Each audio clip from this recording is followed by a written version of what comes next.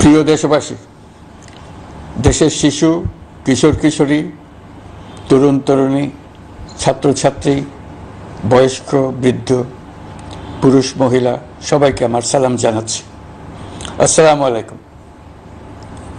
বক্তব্যের শুরুতে আমি গভীর শ্রদ্ধা জানাচ্ছি জুলাই আগস্ট মাসে ফ্যাসিবাদের বিরুদ্ধে ছাত্র শ্রমিক জনতার অভ্যুত্থানে নিহত সকল শহীদের প্রতি। আমি আরও স্মরণ করছি তাদের যারা ফ্যাসিবাদী শক্তির প্রাণঘাতী অস্ত্রের সামনে হিমালয়ের মতো দাঁড়িয়ে অন্যায়ের প্রতিবাদ করে মৃত্যুকে আলিঙ্গন করেছে, আহত হয়েছে, পঙ্গুত্ব বরণ করেছে, হারিয়েছে তাদের চোখের দৃষ্টি। সেই সব বীরদের স্মরণ করছি যারা মিথ্যাচার, লুটপাট, স্বৈরতন্ত্রের বিরুদ্ধে এক দফা দাবি নিয়ে দাঁড়িয়েছিল। কৃতজ্ঞতা চিত্তে স্মরণ করছি আপনাদের ভাই বোনদের, আপনাদের সন্তানদের যারা এই বিপ্লবে অংশগ্রহণ করেছিল। প্রিয় দেশবাসী, আমি আগেও জানিয়েছি, আবারও জানাচ্ছি, গণ অভ্যুত্থানে সকল শহীদের পরিবারকে পুনর্বাসন করা হবে। সকল আহত শিক্ষার্থী, শ্রমিক জনতার চিকিৎসার সম্পূর্ণ ব্যয় সরকার বহন করবে। আহতদের দীর্ঘমেয়াদী এবং ব্যয়বহুল চিকিৎসা এবং শহীদদের পরিবারের দেখাশোনার জন্য স্বাস্থ্য মন্ত্রণালয়ের নেতৃত্বে একটি পূর্ণাঙ্গ তালিকা প্রস্তুত করা হয়েছে। এখন এই নতুন তথ্য পাওয়ার ভিত্তিতে এই তালিকা হালনাগাদ করা হতে থাকবে। গণ অভ্যুত্থানের শহীদদের স্মৃতি ধরে রাখতে সরকার তার যাত্রা লগ্নে জুলাই গণহত্যা স্মৃতি ফাউন্ডেশন নামে একটি ফাউন্ডেশন প্রতিষ্ঠার উদ্যোগ নেয়। এখন সেই ফাউন্ডেশন তৈরি হয়েছে। সকল শহীদ পরিবার এবং আহতদের সর্বোত্তম চিকিৎসা সহ তাদের পরিবারের সম্পূর্ণ দায়িত্ব এই ফাউন্ডেশন গ্রহণ করছে। এই ফাউন্ডেশনে দান করার জন্য দেশের সকল মানুষ এবং বিদেশে অবস্থানরত বাংলাদেশিদের আমরা আহ্বান জানাচ্ছি। গত মাসে কুমিল্লা, নোয়াখালী, সিলেট অঞ্চলে আকস্মিক বন্যা এসব এলাকার মানুষকে হতভম্ব করে দিয়েছে। এখানে বেশিরভাগ এলাকায় কোনোদিন বন্যা হয়নি। তারা বন্যা মোকাবেলা করে অভ্যস্ত নন। দেশপ্রেমিক সশস্ত্র বাহিনী তাৎক্ষণিকভাবে বন্যা আক্রান্ত সবাইকে রক্ষার জন্য এগিয়ে আসে। সেনা, নৌ এবং বিমান বাহিনী পরস্পরের সঙ্গে সমন্বয় করে একযোগে কাজে নেমে পড়ার ফলে মানুষের দুর্ভোগ কম হয়েছে। এর পরপরই এনজিও এবং সাধারণ মানুষ দেশের সকল অঞ্চল থেকে দলে দলে এগিয়ে এসছে। আমি বিশেষ করে দেশপ্রেমিক সেনাবাহিনীকে আবারও ধন্যবাদ জানাচ্ছি। দেশের সকল দুর্যোগকালে তারা সবসময় আন্তরিকভাবে এগিয়ে এসছে। বিশেষ করে বন্যা ও শান্তি শৃঙ্খলা রক্ষার কাজে তাদের সৈনিক এবং অফিসাররা দিনের পর দিন যেভাবে দায়িত্ব পালন করেছে তার কোনো তুলনা হয় না। জনজীবনে স্বস্তি ও আত্মবিশ্বাস প্রতিষ্ঠায় তাদের ভূমিকা অনন্য। বাংলাদেশ সশস্ত্র বাহিনীর সকল সদস্যকে আমি ধন্যবাদ জানাই তাদের সততা, ত্যাগ ও অসীম দেশপ্রেমের জন্য। দেশের স্বাধীনতা সংগ্রাম থেকে শুরু করে বন্যা, খরা, ঝড়, বৃষ্টি, ঘূর্ণিঝড়, সকল প্রাকৃতিক দুর্যোগে আপনারা সকলের শেষ ভরসার স্থান। দেশের প্রতিটি ক্রান্তি লগ্নে আপনারা দেশের মানুষের পাশে থেকেছেন। দেশের স্বাধীনতার পক্ষে, সার্বভৌমত্বের পক্ষে অবস্থান নিয়েছেন। দেশ গঠনে আপনারা সবার আগে এগিয়ে এসছেন। বিগত জুলাই হতে শুরু হওয়া গণ অভ্যুত্থান, বন্যা, নিরাপত্তা প্রদান, অস্ত্র উদ্ধার সহ সকল কার্যক্রমে আপনারা সফলভাবে দিনরাত কাজ করে যাচ্ছেন। সরকার ও জনগণের পক্ষ থেকে আমি আপনাদের প্রতি কৃতজ্ঞতা জানাচ্ছি। বন্যা আমাদের জনজীবনে আরেকটি দিক উন্মোচন করল। দেশের সকল জায়গায় মানুষের সক্রিয় সহানুভূতির জোয়ার উঠেছিল অবিশ্বাস্য মাত্রায়। ব্যবসায়ী, অর্থবান ব্যক্তিরা যেমন তাদের অর্থ নিয়ে স্বতঃস্ফূর্তভাবে এগিয়ে এসেছিল, তেমনি দেশের বিভিন্ন প্রান্তের সাধারণ মানুষ, স্কুল, কলেজ, বিশ্ববিদ্যালয়ের ছেলেমেয়েরা জোয়ারের ঢলের মতো যার যার সামর্থ্য নিয়ে এগিয়ে এসছে। অনেকেই ছুটে গেছে বন্যার্তদের সহযোগিতা করার জন্য। এনজিওরা বিভিন্ন জায়গা থেকে ছুটে গেছে তাদের সহায়তা নিয়ে। তাদের কাজে অনুপ্রাণিত হয়ে আমি এনজিও নেতাদের সঙ্গে বৈঠক করেছি কিভাবে সরকার তাদের কাজের সঙ্গে সরকারের উদ্যোগকে সমন্বিত করতে পারে সেটার কাঠামো তৈরি করে দেওয়ার জন্য।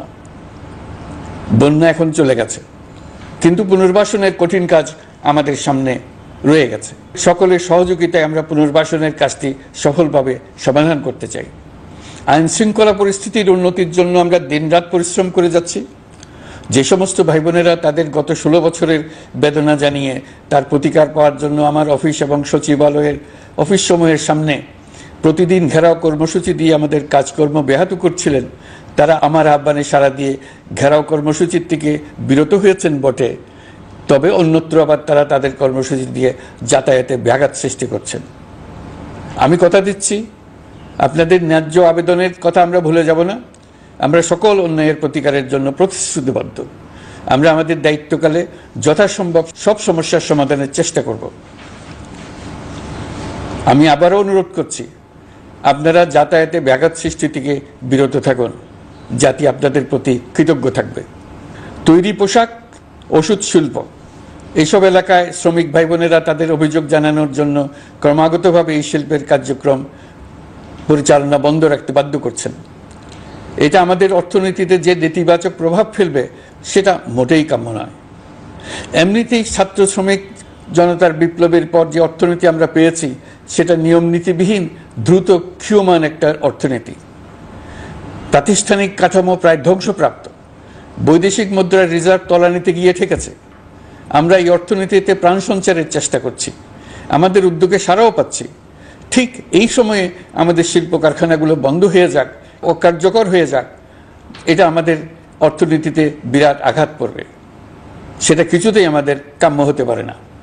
শ্রমিক ভাই বোনদের অনেক দুঃখ আছে, কিন্তু সেই দুঃখ প্রকাশ করতে গিয়ে আপনাদের মূল জীবিকা বন্ধ হওয়ার উপক্রম হলে সেটা ঠিক হবে না। দেশের অর্থনীতি ধ্বংসপ্রাপ্ত হলে সেটা ঠিক হবে না। শ্রমিক মালিক উভয়ের পক্ষে আলোচনা করে এইসব সমস্যার সমাধান আমরা অবশ্যই বের করব। আপনারা কারখানা খোলা রাখুন, অর্থনীতির চাকা সচল রাখুন, দেশের অর্থনীতিকে সোজা হয়ে দাঁড়াতে দিন। আমরা আপনাদের সমস্যার স্থায়ী সমাধান বের করার জন্য সর্বশক্তি প্রয়োগ করব। মালিক পক্ষের কাছে আমাদের আবেদন, আপনারা শ্রমিকদের সঙ্গে বোঝাপড়া করুন, কারখানা সচল রাখুন, অর্থনীতির দুর্বল স্বাস্থ্যকে সবল করে তুলুন। ওষুধ শিল্প এবং তৈরি পোশাক শিল্প দেশের গৌরব। এর মাধ্যমে আমাদের শ্রমিক ভাই বোনেরা তাদের কর্মকুশলতা বিশ্বকে মুগ্ধ করেছে। এর সাফল্য এখন থমকে আছে। আমরা এই দুই শিল্পকে তাদের সম্ভাব্য শীর্ষে নিয়ে যেতে চাই। দুর্বল করার তো প্রশ্নই ওঠে না। এই দুই শিল্পের কোথায় কোথায় বাধা আছে, সমস্যা আছে, সেগুলো চিহ্নিত করে তাকে বাধামুক্ত করতে চাই। আমরা বিদেশি ক্রেতাদের একত্রিত করে তাদের সহযোগিতা চাইব, যেন বাংলাদেশের এই শিল্প দুটি বিশ্বের অন্যান্য দেশের চাইতে বেশি আস্থাযোগ্য হয়ে গড়ে উঠতে পারে। সবকিছুই সম্ভব যদি আমরা শ্রমিক মালিক সম্পর্কটা একটা নির্ভরযোগ্য, আনন্দদায়ক করে গড়ে তুলতে পারি। আমাদের সরকারের প্রথম মাস কাটল, দ্বিতীয় মাস থেকে আমরা নতুন বাংলাদেশ গড়ার ভিত্তি হিসেবে নতুন শ্রমিক মালিক সম্পর্কের সূচনা করতে চাই। এটা দেশের সবার কাম্য। দেশের নতুন প্রজন্ম নির্ভয়ে যেন তাদের ভবিষ্যৎ নিয়ে এগিয়ে যেতে পারে, আমরা সেই লক্ষ্যে কাজ করছি। আমাদের দায়িত্ব অনেক। ন্যায়ভিত্তিক একটা সমাজ গড়ে তোলার জন্য একসাথে অনেকগুলো কাজ আমাদের হাত দিতে হবে। 1 জুলাই থেকে 5 আগস্ট পর্যন্ত ছাত্র জনতার গণ আন্দোলনকে দমন করতে যেসব ফৌজদারি মামলা দায়ের করা হয়েছিল, এর মধ্যে হত্যা মামলা ছাড়া বাকি প্রায় সকল মামলা প্রত্যাহার করা হয়েছে। এইসব মামলায় গ্রেফতারকৃত সকলে মুক্তি পেয়েছে। দায়িত্ব গ্রহণের শুরুতেই অন্তর্বর্তীকালীন সরকার বিচার বিভাগের বড় সংস্কারের কাজে হাত দিয়েছে। যোগ্যতম ব্যক্তিকে প্রধান বিচারপতি নিয়োগ দেওয়াতে মানুষের মনে নতুন আশার সঞ্চার হয়েছে। আপিল বিভাগের বিচারপতি নিয়োগ, অ্যাটর্নি জেনারেল নিয়োগ এবং অন্যান্য নিয়োগগুলি অতি গুরুত্বপূর্ণ নিয়োগ, যেগুলো সবকটাই সম্পন্ন হয়েছে।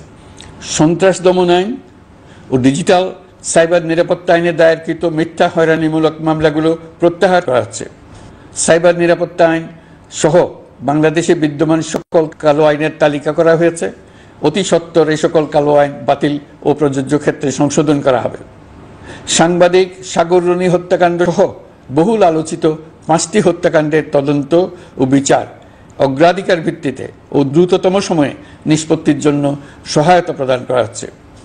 সম্প্রতি আমরা বলপূর্বক গুম থেকে সকল ব্যক্তির সুরক্ষার জন্য আন্তর্জাতিক কনভেনশনের সনদে স্বাক্ষর করেছি। ফলে স্বৈরাচার দ্বারা প্রতিষ্ঠিত গুম সংস্কৃতির সমাপ্তি ঘটানোর জন্য আন্তর্জাতিকভাবে আমরা প্রতিজ্ঞাবদ্ধ হলাম। এছাড়া আমরা ফ্যাসিবাদ শাসনের 15 বছরে গুমের প্রতিটি ঘটনা তদন্ত করার জন্য পৃথক একটা কমিশন গঠন করছি। যেসব পরিবার তাদের নিখোঁজ পিতা, স্বামী, পুত্র এবং ভাইদের পাওয়ার জন্য বছরের পর বছর যন্ত্রণার সাথে অপেক্ষা করছেন, আমরা আপনাদের বেদনায় সমব্যথী। আয়নাঘরগুলো বন্ধ করে দেওয়া হয়েছে এবং সেই সাথে বের হয়ে আসছে ফ্যাসিস্ট হাসিনা সরকারের গুমের শিকার ভাই বোনদের কষ্ট ও যন্ত্রণা গাথা। আমাদের তরুণ প্রজন্মের ভবিষ্যৎ যেন উজ্জ্বল হয়, সেটা নিশ্চিত করতে শিক্ষা ব্যবস্থার দিকে আমাদের পূর্ণ নজর রয়েছে। ইতিমধ্যে প্রথম শ্রেণী থেকে দ্বাদশ শ্রেণী পর্যন্ত বর্তমানের ত্রুটিপূর্ণ শিক্ষা পরিবর্তন করা হয়েছে। সংশোধন ও পরিমার্জনের কাজ শেষ পর্যায়ে আছে। এই সংস্কারের কাজ অব্যাহত থাকবে। বিশ্ববিদ্যালয় সমূহের উচ্চ প্রশাসনিক পদগুলো পূরণ করে শিক্ষা কার্যক্রম স্বাভাবিক করার কাজ দ্রুত গতিতে এগিয়ে চলেছে। বেসরকারি শিক্ষা প্রতিষ্ঠানগুলোর পরিচালনা বোর্ডে দখলদারিত্বের রাজনীতি বন্ধ করার ব্যবস্থাও নেওয়া হয়েছে। আপনারা নিশ্চয় লক্ষ্য করেছেন, আমাদের প্রথম মাসে দেশের প্রায় সকল বিশ্ববিদ্যালয়ের উপাচার্য এবং উপাচার্য মহোদয়গণ পদত্যাগ করেছেন। উচ্চশিক্ষার ক্ষেত্রে এটা বিরাট শূন্যতার সৃষ্টি করেছে। প্রথম মাসে আমরা ক্রমাগতভাবে প্রতিটি বিশ্ববিদ্যালয়ে সবার কাছে গ্রহণযোগ্য এমন উপাচার্য এবং উপাচার্য নিয়োগ দেওয়ার কাজ শুরু করেছে। এর ফলে সকল সরকারি এবং বেসরকারি বিশ্ববিদ্যালয়গুলোতে নতুন উদ্যমে কাজ শুরু করার পরিবেশ সৃষ্টি হয়েছে। সংবাদ মাধ্যম ও মত প্রকাশের পূর্ণ স্বাধীনতা ইতিমধ্যে নিশ্চিত করা হয়েছে। আমরা সবাইকে বলে দিয়েছি, আপনারা মন খুলে আমাদের সমালোচনা করুন, আমরা সবার মতামতের প্রতি শ্রদ্ধাশীল। মিডিয়া যাতে কোনো রকম বাধা বিপত্তি ছাড়া নির্বিঘ্নে তাদের কাজ করতে পারে, সেজন্য একটা মিডিয়া কমিশন গঠন করা সরকারের সক্রিয় বিবেচনাধীন। আরও যেসব কমিশন সরকার সহ অন্য সবাইকে জবাবদিহিতার আওতায় আনতে পারে, আমরা তাদের পুনর্গঠন ও সংস্কারের উদ্যোগ নিয়েছি, যাতে তারা আরও শক্তিশালী হয়, জনকল্যাণে কাজ করে। দায়িত্ব গ্রহণের পর বিভিন্ন দেশের সরকার প্রধান টেলিফোনে এবং শুভেচ্ছা বার্তা পাঠিয়ে আমাকে অভিনন্দন জানিয়েছেন। বিভিন্ন দেশের রাষ্ট্রদূত এবং হাই কমিশনার বৃন্দ আমার সাথে সাক্ষাৎ করে দ্বিপাক্ষিক সহযোগিতা বৃদ্ধির আশ্বাস দিয়েছেন। আমার অনুরোধে সংযুক্ত আরব আমিরাতের 57 জন বাংলাদেশি যারা ফ্যাসিবাদ বিরোধী বিক্ষোভে অংশগ্রহণ করা বিভিন্ন মেয়াদে কারাদণ্ডে দণ্ডিত হয়েছিলেন, তাদের সাধারণ ক্ষমা ঘোষণা করেছেন সে দেশের সরকার। ইতিমধ্যে তাদের কয়েকজন দেশে ফিরে এসেছেন। এই ক্ষমা প্রদর্শন ছিল অতি বিরল একটি ঘটনা। এই জন্য আমি সংযুক্ত আরব আমিরাতের রাষ্ট্রপতি শেখ মোহাম্মদ বিন জায়েদ আল নাহিয়ানকে ধন্যবাদ ও কৃতজ্ঞতা জানিয়েছি আপনাদের সবার পক্ষ থেকে। যে সমস্ত সরকার প্রধানের সঙ্গে আমার টেলিফোনে যোগাযোগ হয়েছে, তাদের মধ্যে রয়েছেন ভারতের প্রধানমন্ত্রী নরেন্দ্র মোদী, পাকিস্তানের প্রধানমন্ত্রী শাহবাজ শরীফ। আমরা ভারত এবং অন্যান্য প্রতিবেশী রাষ্ট্রসমূহের সঙ্গে সুসম্পর্ক চাই, তবে সেই সম্পর্ক হতে হবে ন্যায্যতা এবং সমতার ভিত্তিতে। ভারতের সাথে আমরা ইতিমধ্যে বন্যা মোকাবেলায় উচ্চ দ্বিপাক্ষিক সহযোগিতা শুরু করেছি। দক্ষিণ এশিয়ায় আঞ্চলিক সহযোগিতা বৃদ্ধির লক্ষ্যে আমি সার্ক রাষ্ট্রগোষ্ঠী পুনর্জীবিত করার উদ্যোগ নিয়েছি। আমরা চাই আমাদের দেশ যেন একটি গণতান্ত্রিক দেশ হিসেবে বিশ্বের কাছে সম্মানের সাথে পরিচিত হয়। দেশের পরিকল্পনা যেন দেশের মানুষ কেন্দ্রিক হয়, কোনো নেতা বা দল কেন্দ্রিক না হয়। আমরা স্বৈরাচারী হাসিনা সরকারের অহেতুক কোটি কোটি টাকা ব্যয়ের প্রকল্প বাস্তবায়িত হতে দেখেছি, যেগুলো কখনোই দেশের মানুষের জন্য ছিল না, বরং এর সাথে জড়িত ছিল কুৎসিত আমিত্ব এবং বিশাল আকারের চুরি। চলমান এবং প্রস্তাবিত সকল উন্নয়ন প্রকল্পগুলোর যাচাই বাছাই করার কাজ ইতিমধ্যে আমরা শুরু করেছি। প্রকল্প বাস্তবায়নের পর্যায় বিবেচনা করে বাকি কাজে ব্যয়ের সাশ্রয় এমনকি প্রয়োজন মতে তা বাতিল করার কথা বিবেচনা করা হবে। দেশের মানুষকে আর ফাঁকি দেওয়া চলবে না। কর্মসংস্থান তৈরি করবে এমন প্রকল্পগুলোকে আমরা অগ্রাধিকার দেব। লুটপাট ও পাচার হয়ে যাওয়া অর্থ ফিরিয়ে আনার উদ্যোগ আমরা নিয়েছি। আর্থিক খাতে শৃঙ্খলা ফিরিয়ে আনতে একটা ব্যাংকিং কমিশনও গঠন করার উদ্যোগ নেওয়া হয়েছে। বিভিন্ন ব্যাংকের পরিচালনা পরিষদ পুনর্গঠন করা হয়েছে। ব্যাংকিং খাতে এই এক মাসে বিরাট পরিবর্তন এসেছে, আপনারা নিশ্চয়ই সেটা লক্ষ্য করেছেন। আমরা এই খাতে নিয়ম নীতি প্রতিষ্ঠা করতে পেরেছি।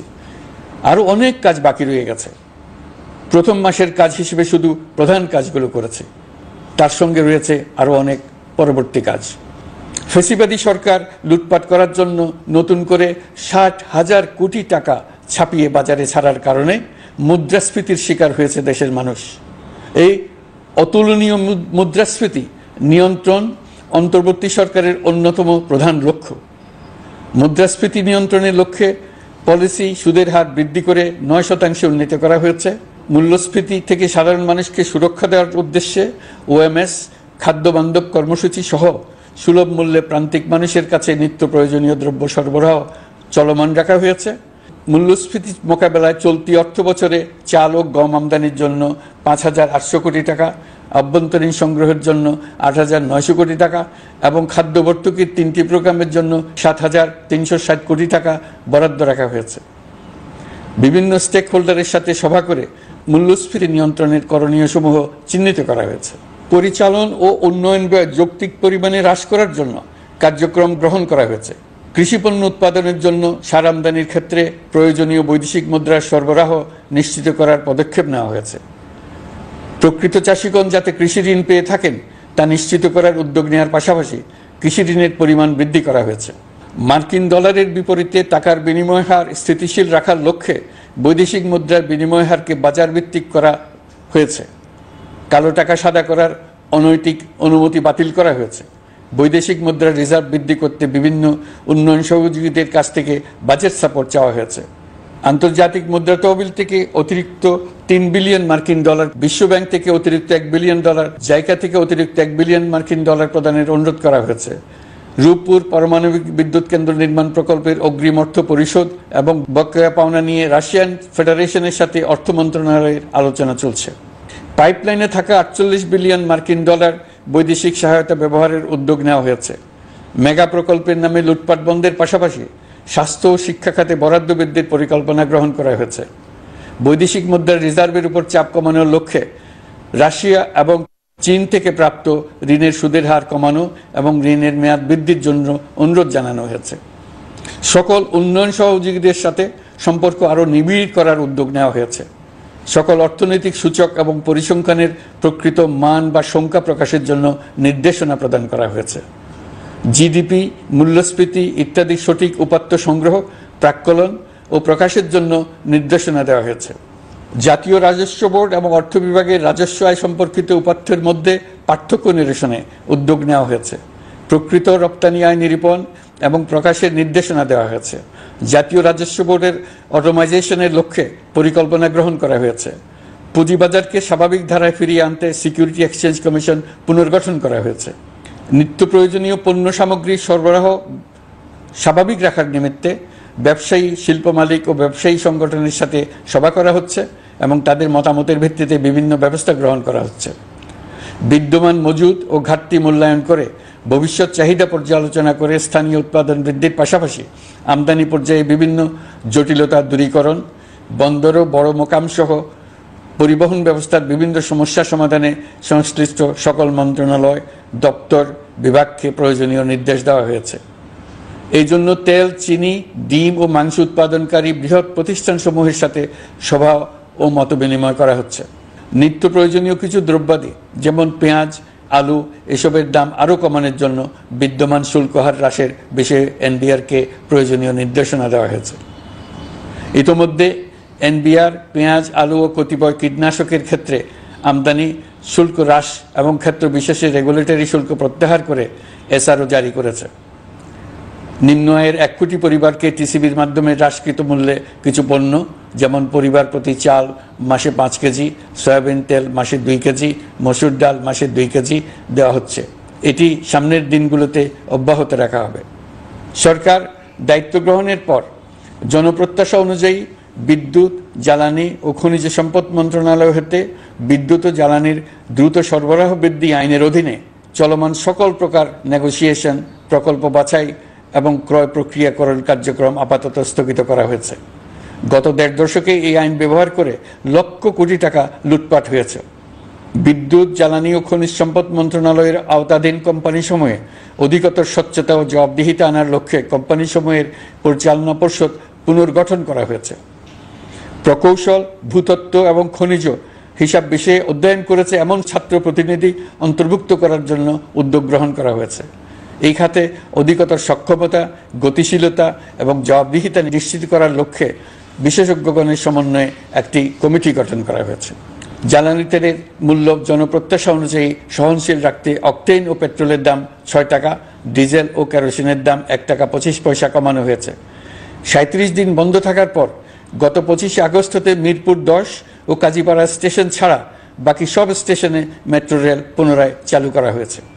ভুয়া মুক্তিযোদ্ধাদের চিহ্নিত করার লক্ষ্যে বিশেষ করে মুক্তিযুদ্ধের সময় যাদের বয়স 12.5 বছরের কম ছিল তাদের মুক্তিযুদ্ধ তালিকা হতে বাতিলের জন্য সুপ্রিম কোর্টে লিভ টু আপিলের পদক্ষেপ গ্রহণ করা হয়েছে।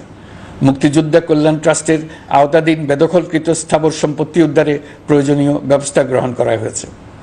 গৃহায়ন ও গণপূর্ত মন্ত্রণালয় কর্তৃক গৃহীত বরিশাল, রংপুর, ময়মনসিংহ উন্নয়ন কর্তৃপক্ষ আইন এর খসড়া তৈরির কার্যক্রম নেওয়া হয়েছে। পূর্বাচল নতুন শহর প্রকল্প, ঢাকার আশেপাশে স্যাটেলাইট সিটি নির্মাণের রোডম্যাপ চূড়ান্তকরণের উদ্যোগ নেওয়া হয়েছে। বিধি বহির্ভূত প্রদত্ত প্লট ও ফ্ল্যাটের বরাদ্দ বাতিলের উদ্যোগ নেওয়া হয়েছে। প্রিয় দেশবাসী, আপনাদের আমাদের সন্তানদের জন্য একটি গণতান্ত্রিক বাংলাদেশের রূপরেখা তৈরি করতে আমরা দৃঢ় প্রতিজ্ঞ। আর যেন আমাদের কোনো স্বৈরাচারের হাতে পড়তে না হয়। আমরা যাতে বলতে পারি আমরা একটি গণতান্ত্রিক দেশে বসবাস করি, আমরা যাতে সকলেই দাবি করতে পারি যে এই দেশটি আমাদের, আমরা সেই লক্ষ্যেই কাজ করছি। কেউ আইন নিজের হাতে তুলে নেবেন না। আইন নিজের হাতে তুলে নিয়ে কেউ সমাজে বিশৃঙ্খল পরিবেশ সৃষ্টি করলে আমরা তাকে অবশ্যই শাস্তির আওতায় নিয়ে আসব। আমরা একটি সাম্প্রদায়িক সম্প্রীতির দেশ। ধর্মীয় সম্প্রীতি বিনষ্ট হয় এমন কোনো কাজ কেউ কোনোভাবেই করবেন না। অতীতে শুধুমাত্র আওয়ামী মতাদর্শী না হওয়ার কারণে 28তম থেকে 42তম BCS পর্যন্ত BPSC কর্তৃক সুপারিশকৃত অনেক প্রার্থী নিয়োগ বঞ্চিত হয়েছেন। 8ই আগস্ট পরবর্তী সময়ে এর মধ্যে এদের 259 জনকে নিয়োগ দেওয়া হয়েছে। মাঠ প্রশাসনকে জনবান্ধব এবং দুর্নীতিমুক্ত জবাবদিহিমূলকভাবে গড়ে তোলার জন্য সব ধরনের উদ্যোগ নেওয়া হয়েছে। সরকারি কর্মচারীদের বাধ্যতামূলকভাবে সম্পদ বিবরণী দাখিলের নির্দেশ দেওয়া হয়েছে এবং এটা প্রতি বছর তাদেরকে করতে হবে। ধ্বংস হয়ে পড়া একটা জনপ্রশাসনকে নিয়ে যাত্রা শুরু করেছি। মন্ত্রণালয়গুলোর উচ্চতম পদে যারা নিয়োজিত ছিলেন তারা অনেকে দায়িত্ব ছেড়ে চলে গেছেন কিংবা পদে থাকলেও সহকর্মীদের চাপের মুখে কাজ করতে পারছিলেন না, বাধ্য হয়ে পদত্যাগ করেছেন। আর যারা 16 বছরের স্বৈরাচারী শাসনের আমলে পদত্যাগে বাধ্য হয়েছিলেন কিংবা দায়িত্ববিহীন অবস্থায় একই পদে থেকে বাধ্য হয়েছেন, তাদের সবার কথা বিবেচনা নিয়ে জনপ্রশাসনকে নতুন করে দাঁড় করানোই ছিল আমাদের প্রথম মাসে কঠিনতম সময়। আবার সকল সমস্যার সমাধান করে একটি নতুন জনপ্রশাসন কাঠামো দাঁড় করাতে পেরেছি, এটাই আমাদের প্রথম মাসের সবচাইতে বড় অর্জন। আমার বিশ্বাস এই জনপ্রশাসন জনগণের ইচ্ছা পূরণে সর্বোচ্চ অবদান রাখতে পারবে। অতি স্বল্প জনবল নিয়ে দাপ্তরিক কার্যক্রম শুরু করা হলেও প্রথম দিকে বিভিন্ন মন্ত্রণালয় ও বিভাগ থেকে পাঠানো বিবিধ প্রস্তাব দ্রুত গতিতে এবং আইনগত সমস্ত বাধ্যবাধকতা মেনে সিদ্ধান্ত নেওয়া হয়েছে। গত 1 মাসে বিভিন্ন মন্ত্রণালয় ও বিভাগ 198টি অতি গুরুত্বপূর্ণ বিষয়ে সিদ্ধান্ত নিয়েছে। জনপ্রশাসনের 135 জন অতিরিক্ত সচিব, 227 জন যুগ্ম সচিব এবং 120 জন উপসচিবকে পদোন্নতি প্রদান করা হয়েছে। 59টি জেলার জেলা প্রশাসককে প্রত্যাহার করা হয়েছে এবং নতুন 59 জন জেলা প্রশাসককে নিয়োগ দেওয়া হয়েছে। 67 জন কর্মকর্তার চুক্তিভিত্তিক নিয়োগ বাতিল করা হয়েছে। 10 জন যুগ্ম সচিব, 8 জন অতিরিক্ত সচিব, 6 জন সচিবকে ওএসডি করা হয়েছে। বাংলাদেশ পুলিশের 80 জন ডিআইজি, 30 জন পুলিশ সুপার সহ 110 জনকে পদোন্নতি প্রদান করা হয়েছে। 1 জন ডিআইজি, 1 জন এডিশনাল ডিআইজি, 4 জন পুলিশ সুপারকে চাকরিতে পুনর্বহাল করা হয়েছে। আইজিপি সহ 10 জন অতিরিক্ত আইজি, 88 জন ডিআইজি, 21 জন এডিশনাল ডিআইজি, 177 জন পুলিশ সুপার সহ মোট 297 জন কর্মকর্তাকে বদলি করা হয়েছে। ছাত্র শ্রমিক জনতার বিপ্লবের মূল লক্ষ্য ছিল গণভবন। এটা ছিল স্বৈরাচারের কেন্দ্রবিন্দু। এই সরকার বিপ্লবের প্রতি সম্মান দেখিয়ে গণভবনকে বিপ্লবের জাদুঘর হিসেবে ঘোষণা দিয়েছে। ছাত্র জনতার ক্ষোভকে স্থায়ীভাবে তুলে ধরার জন্য গণভবনের আর কোনো সংস্কার করা হবে না। ছাত্র জনতার ক্ষোভের মুখে তা যে অবস্থায় দাঁড়িয়েছিল সেই অবস্থায় তাকে রাখা হবে। যেসব মূল্যবান সামগ্রী জনতা নিয়ে গিয়েছিল সেগুলো অনেক ফেরত দিয়ে গেছেন। যারা নিয়ে গিয়েছেন তারা নিজেরাই ফেরত দিয়ে গেছেন। তাদের আমরা দেশবাসীর পক্ষ থেকে ধন্যবাদ জানাচ্ছি। আরও কিছু জিনিস পাওয়া যায়নি। যারা নিয়ে গেছেন তাদের কাছে আমাদের অনুরোধ থাকবে তারা যেন এইসব সামগ্রী ফেরত দিয়ে যান। আমরা উল্লেখ করব এইসব বিক্ষুব্ধ জনতা নিয়ে গিয়েছিল কিন্তু বিজয়ের পর তারা আবার জাদুঘরে প্রতি সম্মান দেখিয়ে এগুলো ফেরত দিয়ে গিয়েছেন। আমরা নতুন বাংলাদেশকে একটা পরিবেশ বান্ধব এবং জীববৈচিত্র্যময় দেশ হিসেবে গড়ে তোলার উদ্যোগ নিয়েছি। এটি তরুণদের আকাঙ্ক্ষা, আমাদের সবারই আকাঙ্ক্ষা। সেই লক্ষ্যে আমি প্রথমেই একটি ক্ষুদ্র পদক্ষেপ নিয়েছি। আমার বাসভবন এবং সমগ্র সচিবালয়ে প্লাস্টিকের পানির বোতল ব্যবহার নিষিদ্ধ করেছে। ইতিমধ্যে সুপার শপগুলোতে পলিথিনের শপিং ব্যাগ ব্যবহার বন্ধ করার উদ্যোগ নেওয়া হয়েছে। গত কয়েক দশকে যে পরিমাণ নদী দূষণ হয়েছে, আমরা তা বন্ধ করার উদ্যোগ নিয়েছি। আমরা সংস্কার চাই। আমাদের একান্ত অনুরোধ, আমাদের উপর যে সংস্কারের গুরু দায়িত্ব দিয়েছেন, সেই দায়িত্ব দিয়ে আপনারা দর্শকের গ্যালারিতে চলে যাবেন না। আপনারা আমাদের সঙ্গে থাকুন, আমরা একসঙ্গে সংস্কার করব। এটা আমাদের সবার দায়িত্ব। আপনারা নিজ নিজ জগতে সংস্কার আনুন। একটা জাতির সংস্কার শুধু সরকারের সংস্কার হলে হয় না। আপনি ব্যবসায়ী হলে আপনার ব্যবসায়ী সংস্কার আনুন। ব্যবসায়ী গোষ্ঠীরা তাদের নিজ নিজ সমিতির মাধ্যমে সংস্কার আনুন। সমিতিতে সংস্কার আনুন। নতুন করে সমিতি গঠনতন্ত্র সংশোধন করুন। আপনি শ্রমিক হলে আপনার ক্ষেত্রে আপনি সংস্কার করুন। আপনি রাজনৈতিক নেতাকর্মী হলে আপনার ক্ষেত্রে সংস্কার করুন। আপনি প্রতিষ্ঠান প্রধান হলে আপনার প্রতিষ্ঠানে সংস্কার আনুন।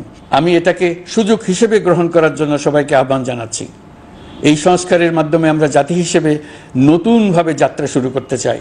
আমাদের এই যাত্রা আমাদেরকে পৃথিবীর একটা সম্মানিত জাতি হিসেবে প্রতিষ্ঠিত করুক, এটাই আমাদের সবার কাম্য, এটাই আমাদের সবার লক্ষ্য।